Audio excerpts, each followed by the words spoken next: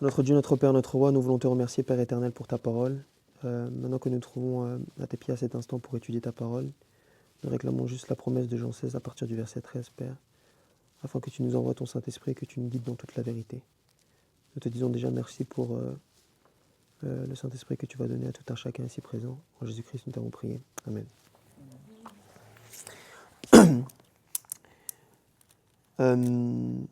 Je pense que ce n'est pas un hasard que j'ai changé de message, puisque ça vient exactement à la suite de ce que tu as dit par rapport au message de Daniel 3.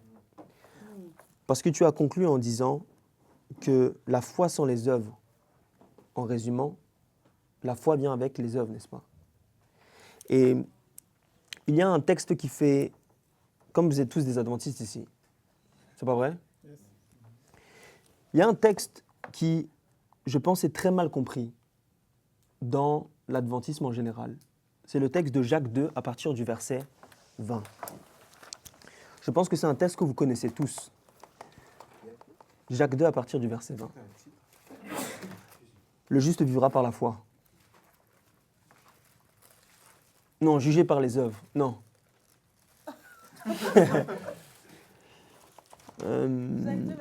Ouais, le juste vivra par la foi. Je connais jamais le métier. Jacques 2 à partir du verset 20. C'est James 2. C'est ça en anglais. À partir du verset 20. Qui dit ceci: la foi sans les œuvres est une foi quoi? Morte. En d'autres termes, la foi sans les œuvres, c'est une foi qui est inutile, n'est-ce pas? Et lorsque l'on lit aussi 1 Jean 2 à partir du verset 4, Jésus-Christ dit, inspirant Jean, « Celui qui dit « Je l'ai connu » et qui ne garde pas ses commandements est un menteur, et la vérité n'est point en lui. » Donc en tant qu'adventiste du 7e jour, on sait que nous sommes sauvés par la foi, n'est-ce pas? Mais que notre foi doit produire des œuvres. En d'autres termes, vous et moi, nous savons que nous sommes sauvés par la foi, mais jugés par les œuvres. Maintenant, comment réconcilier les deux? Parce qu'il y a deux extrêmes. Il y a ceux qui disent qu'on a juste besoin de croire une fois, et de croire pour être sauvé, on n'a rien besoin de faire. C'est pas vrai? Et il y a l'autre extrême qui dit que pour être sauvé, on doit absolument faire ceci, comme si ce que nous faisons nous qualifiait plus aux yeux de Dieu. Maintenant, comment réconcilier les yeux, la foi et les œuvres? De plus en plus qu'on étudie, je remarque que lorsqu'il y a un problème de fausse doctrine, par exemple, on a les 25-20, vous connaissez les 25-20, qui tuent complètement l'Église adventiste aux États-Unis notamment et même en Europe. C'est même venu en Guadeloupe. Et pour répondre, pour savoir d'une manière claire et biblique si une doctrine est biblique ou pas, le meilleur moyen, le meilleur test que vous pouvez faire, c'est mettre cette doctrine-là dans le sanctuaire. Est-ce que vous comprenez? Maintenant, comment lier la foi et les œuvres dans la Bible? On va aller d'abord dans Genèse 3, Genèse 1, 2 et 3. Dans Genèse 1, 2 et 3. Parce qu'avant de réconcilier les deux, il faut comprendre d'abord très rapidement le plan du salut. Dans Genèse 1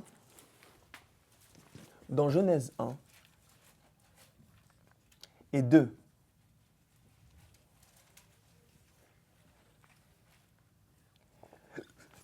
on a l'histoire de Adam et Ève, n'est-ce pas? Où Dieu a créé Adam et Ève à l'image de qui? De Dieu. Dans Genèse 1, à partir du verset 26 à verset 27, on nous dit « Et Dieu créa l'homme, et Dieu créa l'homme à son image. » C'est pas vrai? Et on nous dit que tout était parfait. Donc ça veut dire que l'homme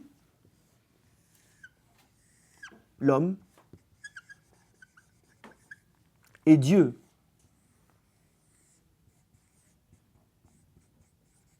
vivaient en parfaite harmonie, n'est-ce pas? Est-ce que vous comprenez? Parce que la Bible nous dit que tout était parfait. Donc, l'homme pouvait communiquer directement avec Dieu. C'est pas vrai? Maintenant, on a l'histoire de Genèse 3. Genèse 3. Où on voit la chute de l'humanité. Où Adam, l'homme, et maintenant Dieu, le même schéma, qui était comme ça au départ, l'homme a péché, n'est-ce pas? Et parce que l'homme a péché, maintenant il y a une séparation entre les deux. Est-ce que vous comprenez? Donc la relation que l'homme avait avec Dieu au départ, à cause du péché, maintenant l'homme et Dieu sont maintenant séparés.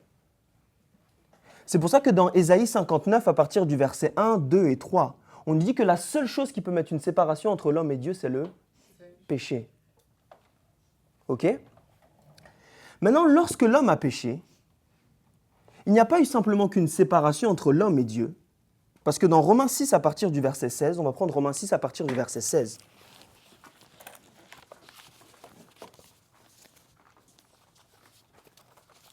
Romains 6 à partir du verset 16.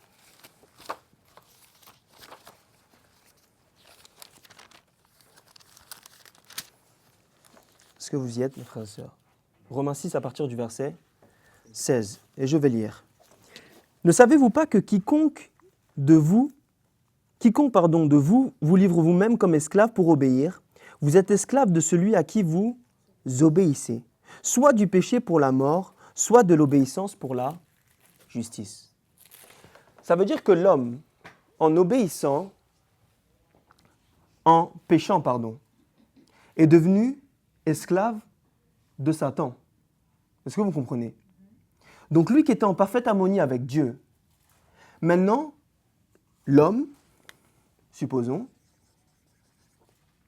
maintenant est en parfaite harmonie avec Satan. Est-ce que vous comprenez?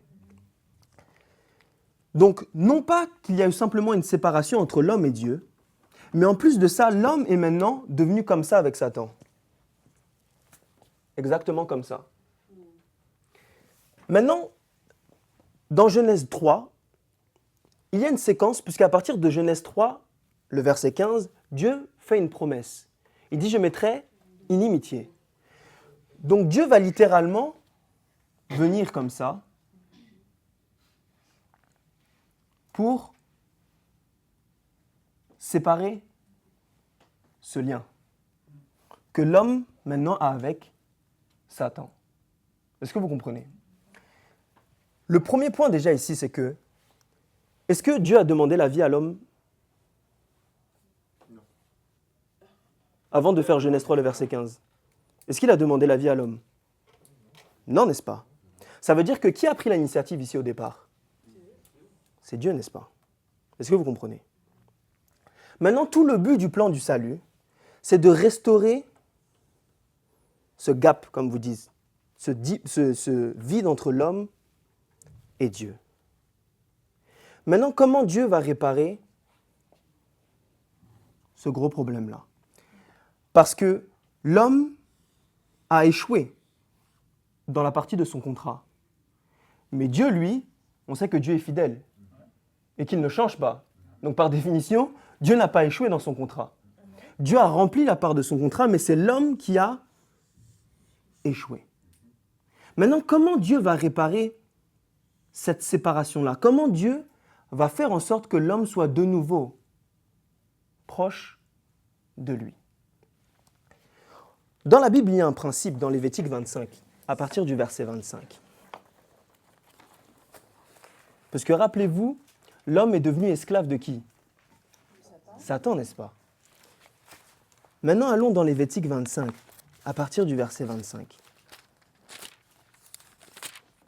Et vous allez comprendre pourquoi je prends cette illustration-là pour parler de la foi et des œuvres. Lévitique 25, à partir du verset 25, et on va lire aussi à partir du verset 47. Est-ce que quelqu'un peut lire le verset 25, s'il vous plaît? Si ton frère devient pauvre et vend une portion de sa propriété, celui qui a le droit de rachat, son plus proche parent, viendra et rachètera ce qu'a vendu son frère. Si si un homme n'a personne qui ait le droit de rachat et qu'il se procure lui-même de quoi faire son rachat, il comptera les années depuis la vente, restituera le surplus à l'acquéreur et retournera dans sa propriété. Ok. Lisons maintenant le verset 45 qui redit à peu près le même principe. Parce que dans la Bible, il faut confirmer un fait par 2 ou 3 témoins.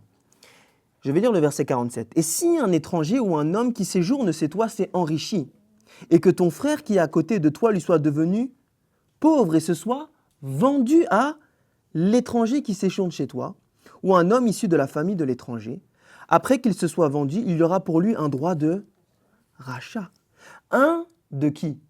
Ses frères le rachètera, ou son oncle ou le fils de son oncle le rachètera. » Ça veut dire ici que lorsque quelqu'un a été vendu, lorsqu'un esclave a été vendu ou un pauvre a été vendu, il y a une possibilité de rachat pour cette personne-là.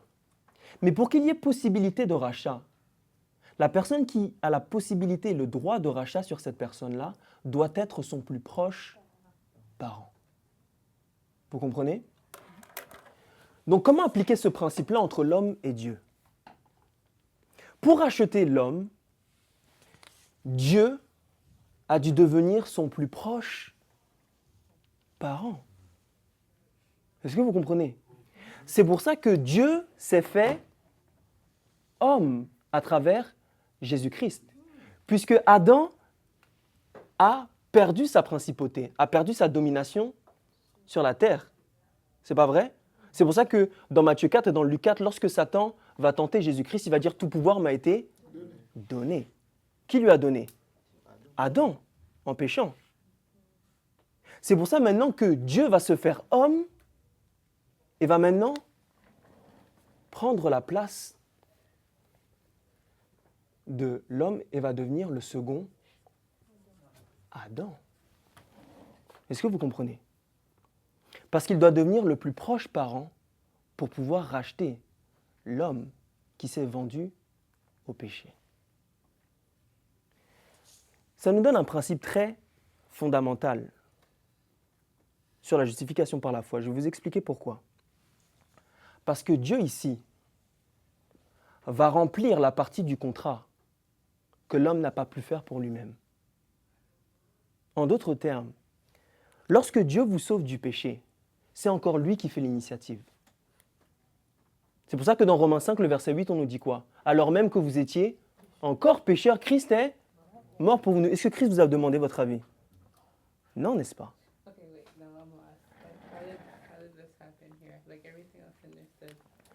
Dieu s'est fait homme. Ok? Homme, c'est le mot Adam. Donc Adam a perdu sa domination. C'est pour ça que pour racheter l'homme, Dieu a dû devenir le second Adam. C'est ce qui est dit dans 1 Corinthiens 15. On va lire 1 Corinthiens 15 à partir du verset 42 à 45, je crois.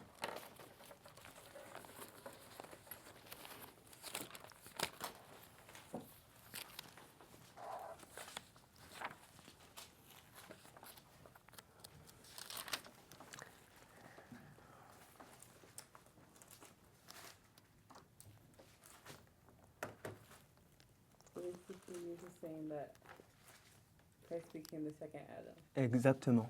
C'est pour ça qu'on dit Jésus-Christ, fils de Dieu. Parce que Adam était aussi fils de Dieu dans la Bible. Ça n'a pas rapport ici avec sa divinité, c'est un rapport avec son humanité. Si vous lisez la généalogie de Adam, on lui dit Adam était fils de Dieu. C'est pour ça que Dieu, pour racheter l'homme, s'est fait homme. Et c'est pour ça qu'on a aujourd'hui Christ, fils de Dieu. Est-ce que vous comprenez? Tu as compris, ma sœur? Ok. Parce que c'est important, si vous avez des questions, il faut m'interrompre. Ok? Donc Dieu ici a fait ce qui était impossible pour l'homme. Dans la Bible, c'est ce qu'on appelle la justification par la foi. Parce que Dieu ne vous demande pas votre avis à la base. Lorsqu'il est mort sur la croix, il a demandé son avis à personne. Est-ce que vous comprenez, mes frères et sœurs? Mais, si on s'arrête là, l'évangile n'est pas complet. Est-ce que vous comprenez? L'évangile n'est pas complet. Parce que si on s'arrête là, on pourrait dire, comme beaucoup disent, une fois sauvé, toujours sauvé. Est-ce qu'on a parlé ici des œuvres? Non, n'est-ce pas? On a parlé seulement de la part de Dieu. Maintenant, comment réconcilier la part de Dieu et la part de l'homme? Oui. Je veux trouver, parce que tu dis que Dieu n'a pas donné son avis à personne. Lorsqu'il est mort sur la croix. Lorsqu'il est mort sur la croix. Oui, je Mais dis pas. même, ok. Mais quelqu'un Oh. Je t'écoute, hein. quelqu'un qui était en train de chercher Dieu et qui se demande justement. C'est un peu délicat de dire en fait que Dieu n'a pas donné son avis. Moi, je trouve ça magnifique. Oui, c'est magnifique pour nous. Écoute. Non, mais même pour un autre, parce que Comment tu expliques ça à quelqu'un en dehors qui cherche Dieu puis il dit, mais il va se dire, comment ça. C'est l'amour agapé. Voilà. Oui, oui. C'est un amour qui anticipe avant que la personne se rende compte de son besoin. Dans les paraboles de Luc chapitre 15, on te donne 3 types de personnes qui sont perdues et sauvées. La première parabole, c'est la brebis qui est égarée. C'est pas vrai? Elle s'est rendue compte qu'elle s'est égarée. Son père cherche son maître et son maître la trouve. C'est pas vrai? La deuxième parabole, c'est la parabole de quoi? Vache, c'est la pièce qui se perd, mais elle ne sait pas qu'elle est perdue. D'accord, on va chercher. Dans le fils prodigue, qui catégorisait un autre type de personne. Il connaissait le chemin, pourtant la brebis ne connaissait pas le chemin. Tu vois, c'est 3 types de personnes. Donc, Jésus-Christ meurt pour tous parce que l'amour agapé, quand c'est l'amour agapé, avant que je ne me rende compte que Ruben a besoin de boire de l'eau, j'ai déjà acheté la bouteille. Oui, prendre l'initiative. Donc il a pris exactement cette initiative-là. C'est pour ça que la véritable aide ne demande pas l'aide. Si vous voyez une mamie qui traverse la rue, qui a du mal à traverser, c'est stupide de demander à la vieille dame, est-ce que tu as besoin d'aide? Pourtant tu vois qu'elle a besoin d'aide, qu'elle a du mal à traverser. Non, la personne a reconnu. Voilà. L'amour agapé vient et prend. Même grand-mère là, ok, elle peut traverser. Je veux dire, j'ai pas besoin de ton aide. Tu réponds quoi à ça? c'est ça quand un homme refuse ce que Jésus-Christ a fait. Voilà. Dans ce cas-là, tu l'aides à marcher ou tu dis C'est ça. Tu l'aides à marcher. même si elle t'a dit non? Non. Si elle dit non, l'amour agapé, tu refuses. Parce que l'amour n'exige pas. C'est ce que Gary Chapman disait dans ses livres. Vous comprenez? Mais étant fini sur le rachat de l'homme, quelle est maintenant la part de l'homme dans cette histoire? Parce que Dieu, dans sa miséricorde, fait ce que vous et moi, on est incapable de faire pour nous-mêmes. Parce que qui peut garder la loi ici? Personne. Qui ici peut garder le sabbat? Personne.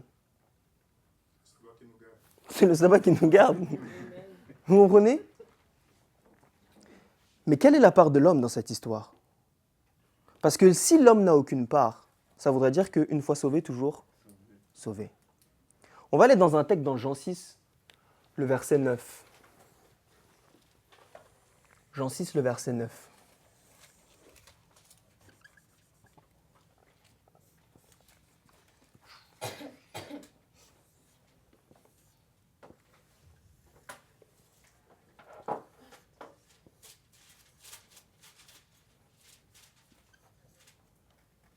Parce que les disciples vont poser cette question.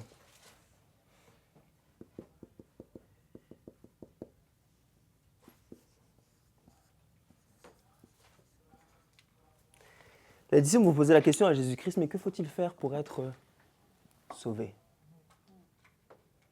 C'est dans Jean 6? Non, pardon. Ça c'est... Non, t'as dit Jean 6. Jean 6, oui. À partir du verset 29, si je ne me trompe pas. J'ai dit combien? Ah, ok. J'espère qu'il y a de la mercy ici. Ok.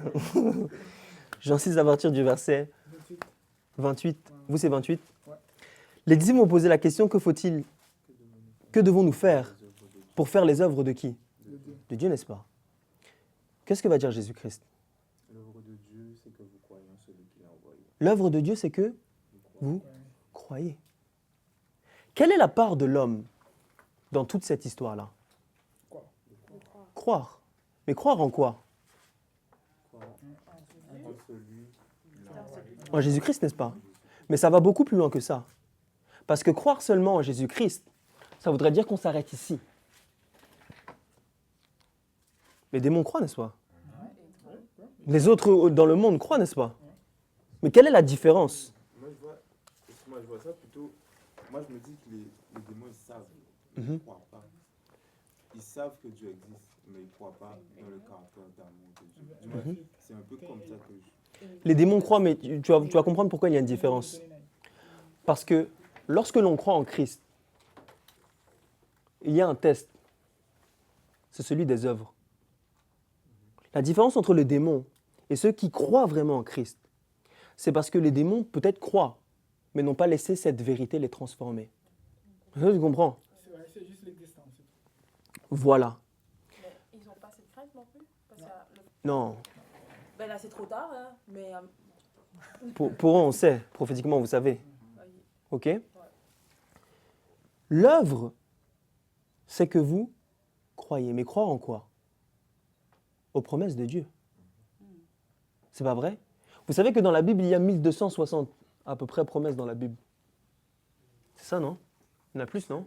5300, pardon. 5000 promesses dans la Bible. Je peux intervenir? Oui, vas-y, tu peux. Il y a un texte qui dit si vous croyez en moi, vous ferez aussi les œuvres que je fais. Oui, mais tu vas comprendre pourquoi. C'est la- Pourquoi? Parce que dans Jean 14, le verset 30, on nous dit quoi? Parlant de Jésus-Christ. Il dit, je n'ai rien fait sans mon Père. C'est pas vrai? Vous savez que Jésus-Christ aussi a eu la foi. La foi en qui? En son Père.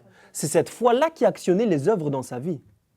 Parce que si Jésus-Christ a fait les œuvres de lui-même, ça veut dire que vous et moi, on est tous perdus ici. Parce que c'était pas des œuvres par là. C'était pas la foi. C'était pas la foi.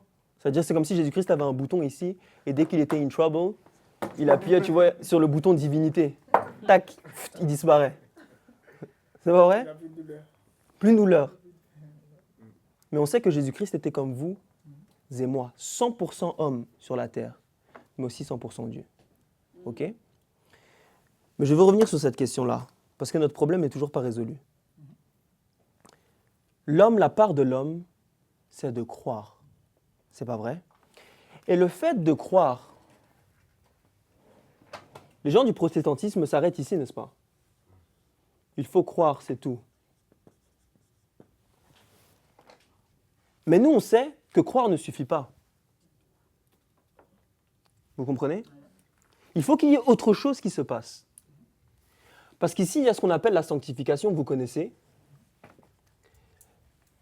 Mais le fait de croire aux promesses de Christ, lorsque l'on parle de sanctification dans la Bible, la sanctification, c'est rendre ses promesses réelles dans ma vie.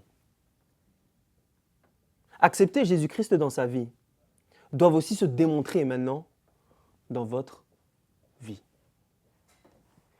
Mais est-ce que vous pouvez démontrer ça de vous-même? Non.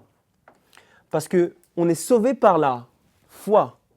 Mais ici, on est jugé par les œuvres. Mais les œuvres de qui? Vos œuvres? Les œuvres de Christ. Dans nos vies. On va aller dans un texte dans Éphésiens 2. Éphésiens 2, à partir du verset 10. Éphésiens 2.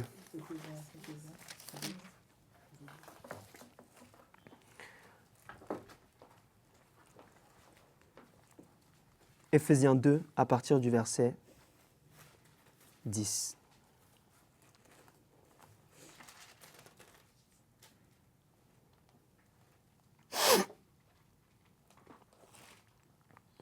Éphésiens 2, à partir du verset 10. Vous y êtes, mes frères et sœurs? On va lire ensemble.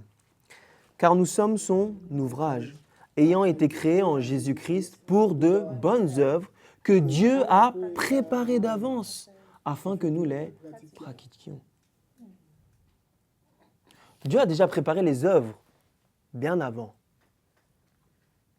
Mais lorsqu'on accepte la justice de Christ dans notre vie, on rentre maintenant dans ses œuvres.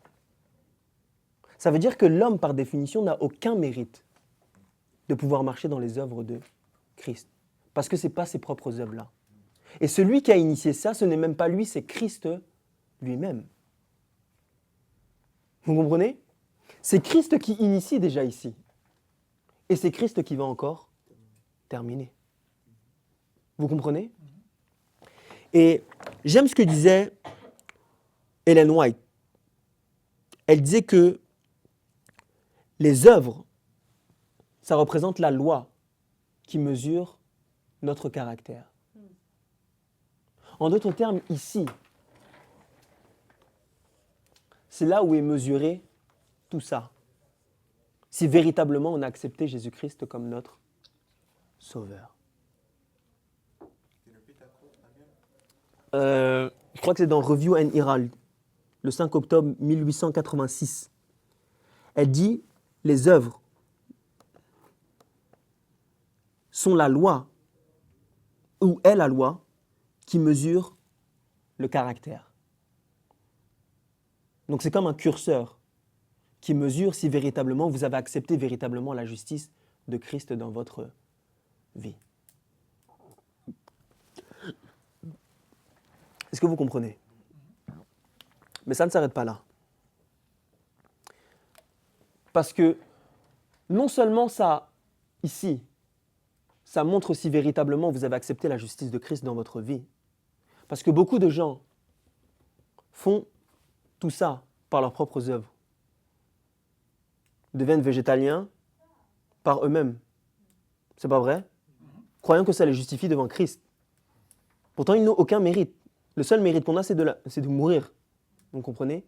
Mais Dieu, par sa grâce, a initié encore tout ça. Et c'est lui encore qui va finir.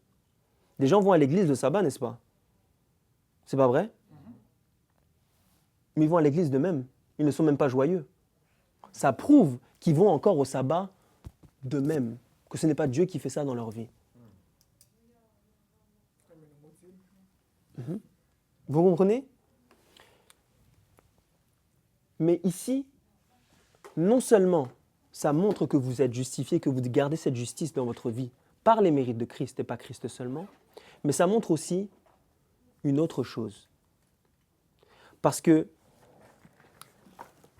au même moment que vous êtes justifié, mes frères et sœurs, au même moment que vous acceptez la justice de Christ dans votre vie, et que dans votre vie, cette justice est réelle et démontrée, il se passe autre chose pour Dieu. Est-ce que vous savez ça? On va aller dans deux derniers textes. Dans Hébreux 11 à partir du verset 11.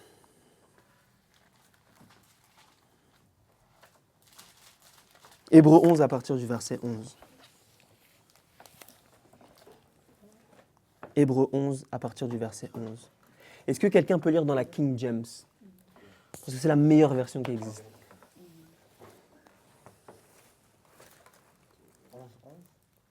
Oui, c'est ça, non?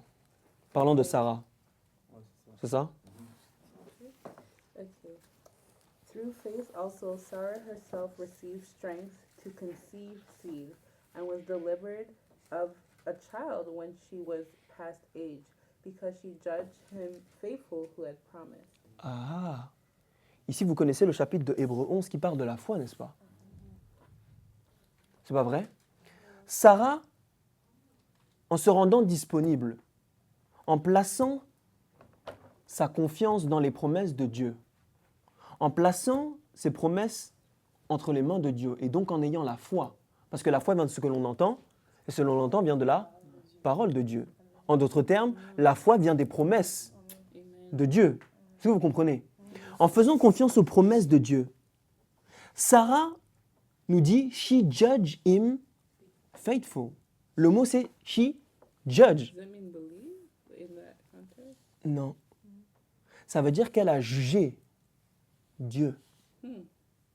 Ce qui veut dire que Dieu est au banc des accusés. Parce que vous savez que c'est Dieu, c'est son nom qui a été sali, pas votre nom. C'est son nom et son caractère qui a été remis en compte dans la grande controverse. Ça veut dire qu'en exerçant la foi fidèle. Ça veut dire qu'au même moment que vous acceptez la justice de Christ dans votre vie, vous savez qu'au même moment, vous justifiez Dieu. Vous lavez son nom. On va aller dans un autre texte, dans Luc 7, le verset 29.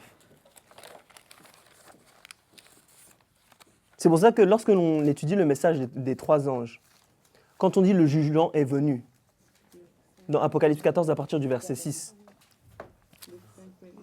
Luc 7 à partir du verset 29. Oui. Luc 7 à partir du verset 29.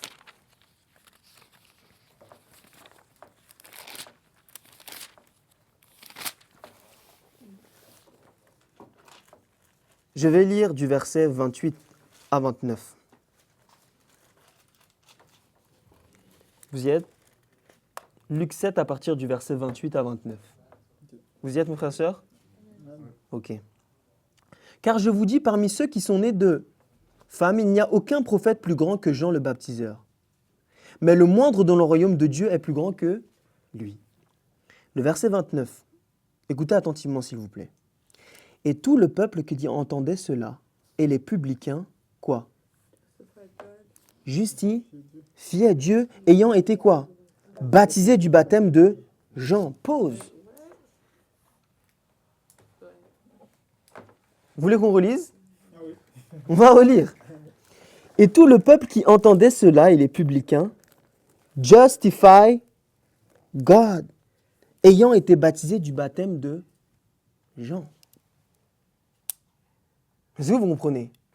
Au même moment qu'ils ont accepté la justice de Christ dans leur vie, la Bible nous dit qu'ils ont justifié Dieu. C'est pour ça que lorsque l'on parle de justification par la foi dans la Bible, ça a 2 phases. L'homme est justifié. Et il doit rester dans cette justice, dans la sanctification. Mais au même moment qu'il a accepté la justice de Christ dans sa vie, Dieu est justifié. C'est pour ça qu'à chaque fois que nous rompons cette connexion, nous ressalissons en fait le nom de Dieu. Dieu est encore accusé. Est-ce que vous comprenez, mes frères et sœurs? Est-ce que vous comprenez? Donc pour revenir au point initial, vous et moi, nous sommes sauvés par la foi seule en Jésus-Christ, mais jugés par les œuvres de qui? De Jésus-Christ. Ça veut dire que de vous-même, vous ne pouvez rien faire. Mais par la foi, vous pouvez tout faire. Sans moi, vous ne pouvez. Jean 5, le verset 15.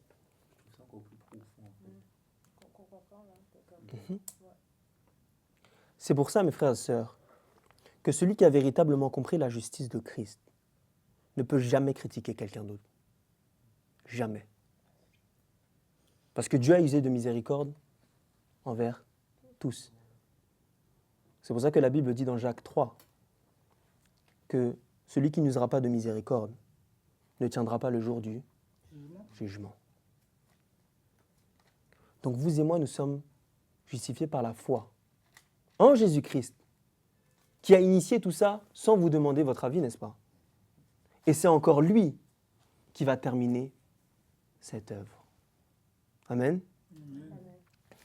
Et j'aimerais terminer par ce texte, un texte que Luther utilisait beaucoup, dans Romains 1 à partir du verset 17, et qui est repris dans Habakkuk, qui dit que le juste vivra par la foi. Mais ce n'est pas vraiment ce que le texte dit. C'est le juste vivra par les promesses de Dieu dans sa vie. C'est pour ça qu'à la fin des temps, il n'y aura seulement que 2 types de personnes. 2 types de personnes. Le premier type de personne, c'est celui qui dira « Ô Dieu, que ma volonté soit faite dans ma vie. » Et l'autre dira « Que ta volonté soit faite dans ma vie. » Donc j'espère, mes frères et sœurs, que on pourra expérimenter le deuxième type de personne dans notre propre vie.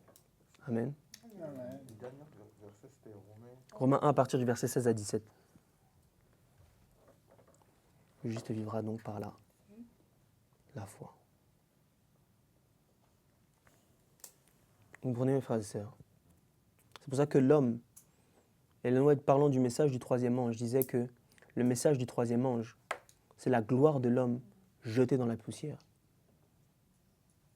Le message du troisième ange, mes frères et sœurs, ce n'est pas la marque de la bête. Ça, c'est zéro. Apocalypse, ce n'est pas le livre de la marque de la bête. Apocalypse, c'est l'histoire d'un époux et d'une épouse qui a été séduit par un dragon, ou par quelqu'un qui voulait avoir la femme d'un autre. Une belle histoire racontée à la fin. Oui. Et c'est l'histoire d'une réconciliation, d'un mariage entre deux personnes. Amen. Je vous propose qu'on puisse prier ensemble et si vous avez des questions, feel free to ask.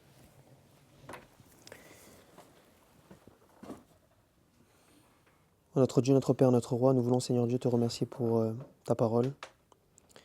Nous te prions, Seigneur Dieu, afin que cette expérience puisse être la nôtre à chacun d'entre nous ici présents, Père. Je te prie, Seigneur Dieu, particulièrement pour ce groupe, que tu puisses, Seigneur Dieu, continuer à mettre ce zèle dans leur cœur afin d'étudier plus ta parole, et qu'à chaque instant, Père éternel, ils puissent contempler Jésus-Christ et Jésus-Christ seul. C'est là ma prière, dans le nom de ton Fils Jésus-Christ, je t'ai prié. Amen.